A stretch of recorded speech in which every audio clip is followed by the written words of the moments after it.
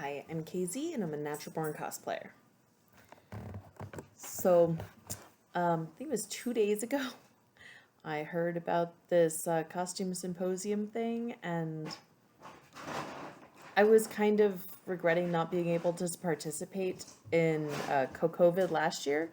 So, I'm gonna try this year. I am an incredibly busy person, and I've committed to making 2 videos that have already been brewing.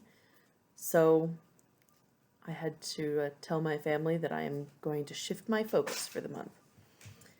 And yeah, so I'm looking forward to this. It ought to be fun. Today I'm going to start with the Costube 21 questions. And here we go.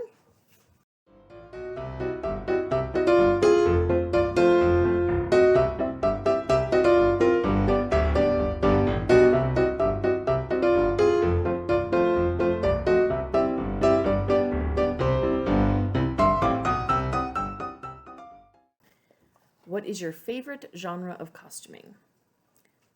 That's a tough one for me.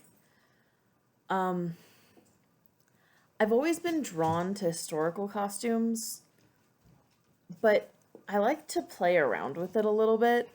So, as much fun as doing historically accurate things is, and I love doing that, and I would love to do more of it, it's always fun to like add a little bit of like not really.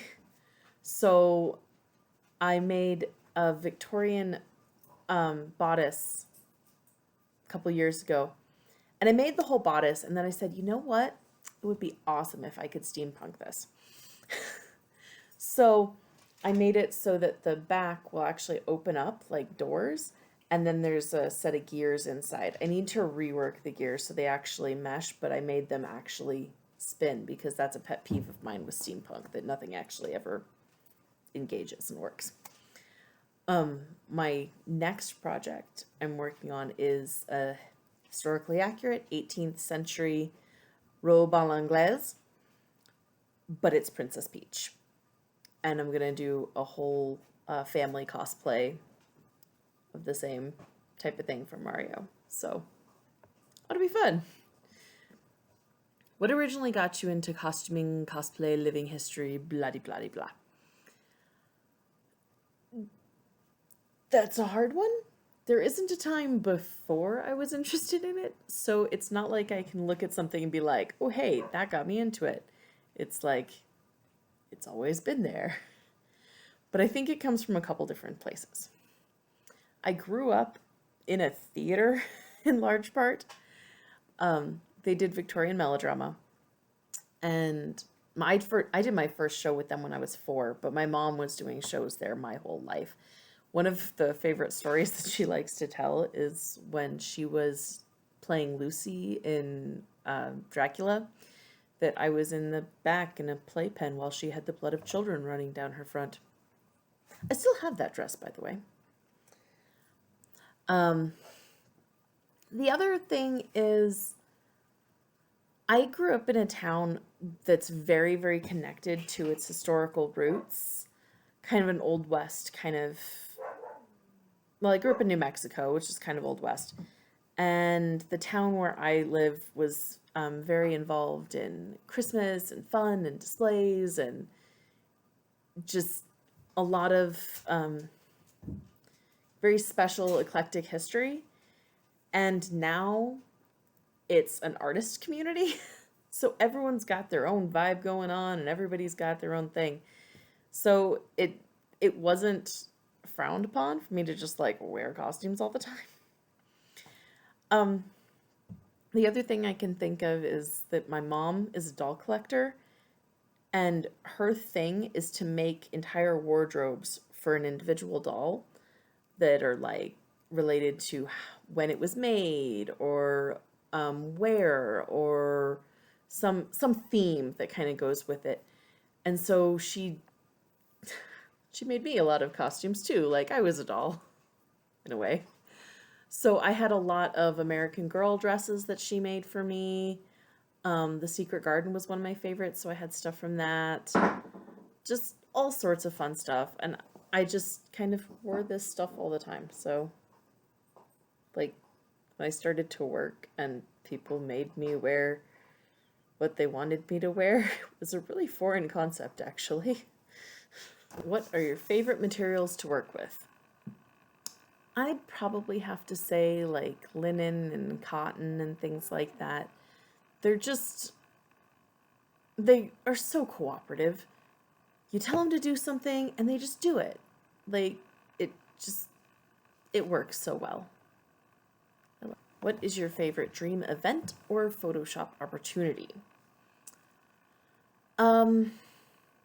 Out here, I don't get the opportunity to do balls and things like that I would love to do.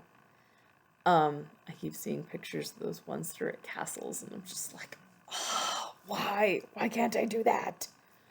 Oh. But I mean, that would be great for photo shoots also, but I keep trying when my family goes like on weekend trips. I'm like, okay, we're going into a forest. I'm gonna like wear a thing. We can take some pictures over there, and then it never works out. But where I am, I'm lucky that there's a lot of different types of environments around here. We have mountains, we have plains, we have forests, white sands. White sands would be so much fun. Oh my god. Anyway, it'd be fun to get to do a lot of these different things that are in the area, but it would be fun to be able to like travel Europe with my costume collection. That would be awesome. Right, who do you look up to or who taught you your crafts?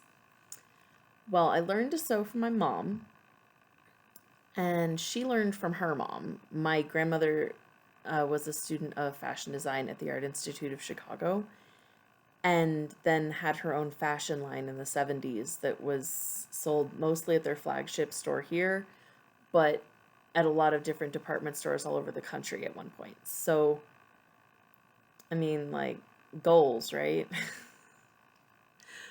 But as far as costuming is concerned, I never really had people to look up to because I always thought of myself as like the only person who did what I do. And so since I discovered Costube, it's like, oh my god, there other people do this. I have to say that I look up to other Costubers just in general because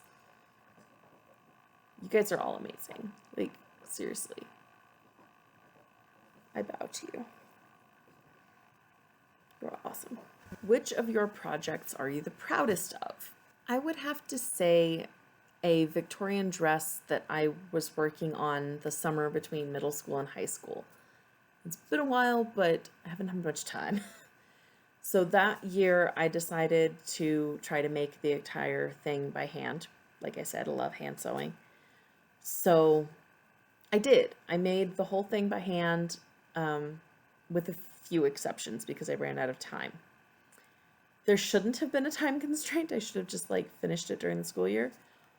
But the theater here where I live didn't have anybody audition for a role.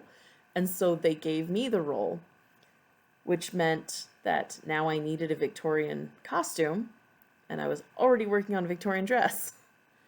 So the bodice that I was working on for the dress, which was the second part to finish, I didn't quite complete by hand. I had to sew the black sash on the machine. And I did never get the bustle on that skirt because I got sidetracked with the other skirt, which I also did entirely by hand, except for the ruffles. That's a lot of ruffles. And time was not on my side. I actually did the first week or two of the run of the show with pins holding the ruffles on the dress.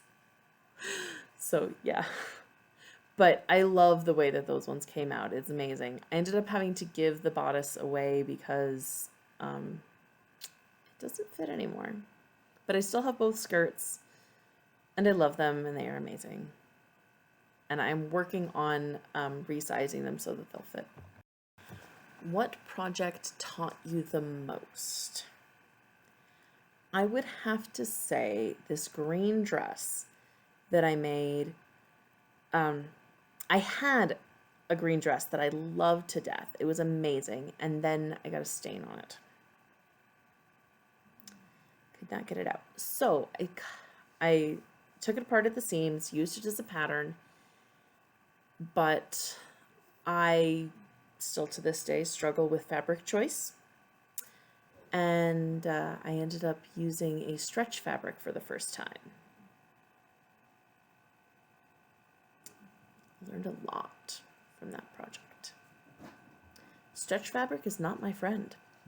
Drape, draft, or use commercial patterns. I used to use commercial patterns and adjust them as much as I was able to. I never really got very good at it.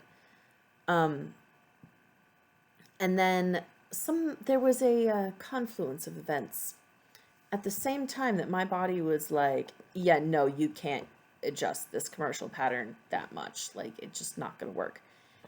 At the same time as that happened, I also learned how to draft my own patterns. Hallelujah, praise the Lord. So, yeah, I draft. Or I drape. But draping on your own body is really challenging. What skill would you like to learn? Right now, I'm kind of working on improving my embroidery skills. For this Princess Peach cosplay, I am trying to, she's a princess, so I want to make it really fancy, because why the heck not? So on the chemise, I want to do white work embroidery, which is the type where it kind of like pulls the extra threads together and kind of opens it up and makes lace. What fabrics are in an online basket you would like to buy? That's a trick question. This girl has not been brave enough to buy fabric online yet. How many pieces are lurking in your UFO bin? What is the most unconventional material you have used? That would probably have to be for the Portal family cosplay that I did. My sons were the Turret and Potato Gladys. What era or genre of costumes do you still want to make? Everything. Yeah, everything. The main one, after I finish my 18th century stuff, is I've always loved Gone with the Wind costumes. The movie has its issues, but those costumes are fun.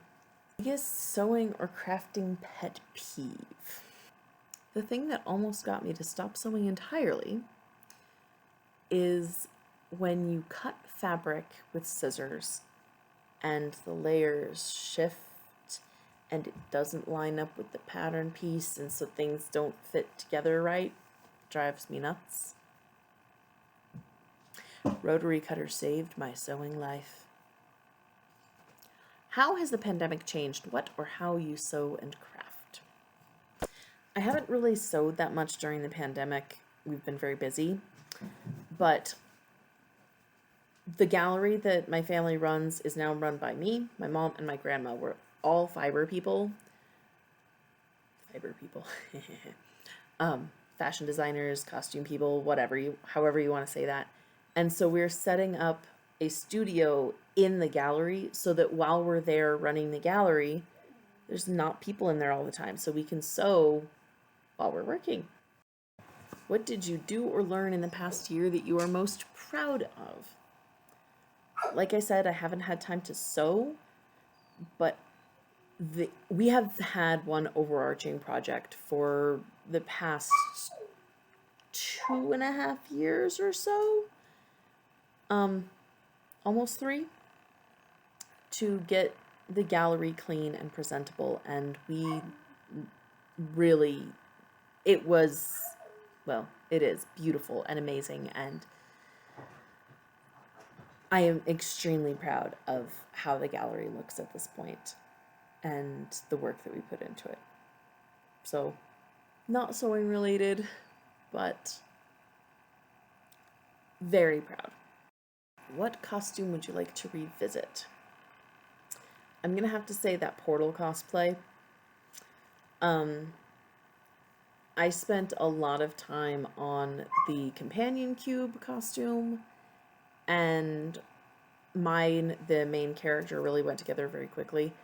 But the two kids, the turret and the potato, they really didn't work. And so I would like to redo those ones, trying different materials and just kind of experimenting with new techniques on those ones. Be fun. Most satisfying technique. There's so many things that are just like when it's complete. But I think that I'm gonna have to go with pleating. Just because, like, it's one basic skill, but you can do so much with it. You know, just basic pleats, and then you do, like, you make one little change and they're just something totally different. Are your goals and plans moving forward? Getting to sew more. I'm trying desperately to find the time in my life to sew. It needs to happen. And it will happen. It will. Making more videos. That's, yeah. I started this YouTube channel 2 years ago, and there's like 12 videos up. So yeah, making more videos. That would be good too. Do you have any sewing assistants? You can probably hear Chocolate Chip periodically. I had to put her in the other room because she was yiping and she was being so playful. But she was yiping in here and it was just too loud, so I had to put her in there. There's also Brownie. She's in here. They are both about a year old. They're blue heelers. They're sisters. They are crazy hyper and amazingly adorable. And they are also the reason why I have no idea where Shadow and Callie are. Shadow is a little chubby and can't jump to get away from them, so he lives safely on the other side of the gate. And Callie is very timid, and when I have the dogs in, I will go days without seeing her. So, yeah.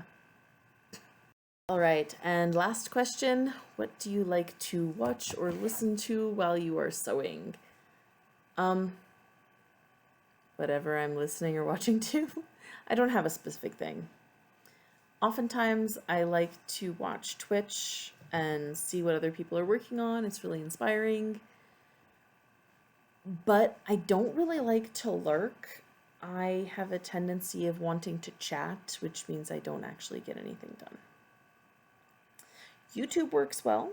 I like watching YouTube, other costume people's. But sometimes I like to throw in a movie. We had no internet a while back, so I watched a lot of the Lord of the Rings. I have the full extended edition and all the special features and blah, blah, blah. So, right now I'm working on Eureka again, because you can never have too much Eureka. And if I can't find something to watch, then I will put on Pandora and just let my music eclecticness just pick something. Or documentaries. Sometimes I like to have information. Just insert the information into my subconscious. But yeah. So anyway, I'm really looking forward to this costume symposium thing. It ought to be so much fun. The 2 videos I have coming out are going to be on making clothes that will grow with your kids, using historical ideas, things like that, and one on how to repair and upcycle your clothes when they get damaged or too small. So, thank you. Have a good one.